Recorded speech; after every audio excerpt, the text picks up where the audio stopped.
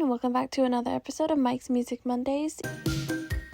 Each week we'll be discussing a song off Mike Wheeler's playlist and how it affects his storyline and character so far. This week's episode is Magic Swords in the Face of Evil.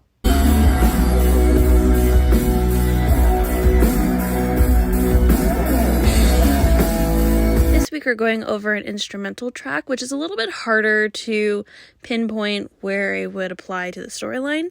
But instead of looking at lyrics like I usually do or a music video, this one I'm looking at the album and the artists themselves. You can see in the album here, all the titles kind of correspond with this story, with a storyline. So Magic Sword is known for doing kind of themed music. If you go on their website, each of the artists on the website have like their own kind of character fighting against good and evil. Honestly, this type of music seems like something Mike would enjoy. It's extremely nerdy and it was a delight to read.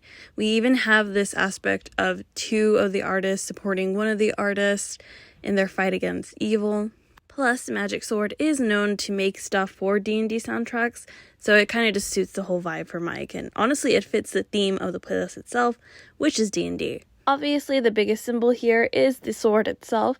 We have Mike, who is a paladin character associated with swords, so this obviously goes with him. I have many theories on swords with Mike in Season 5 in particular, and how that could come back into play. Again, this is kind of a shorter episode because it is an instrumental track. We don't have much to work with.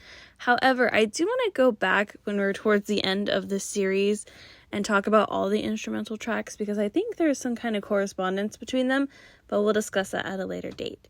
Thank you guys so much for watching this episode, and I'll see you next week with the song A Real Hero, and of course on Wednesday with Will's playlist. Bye, nerds!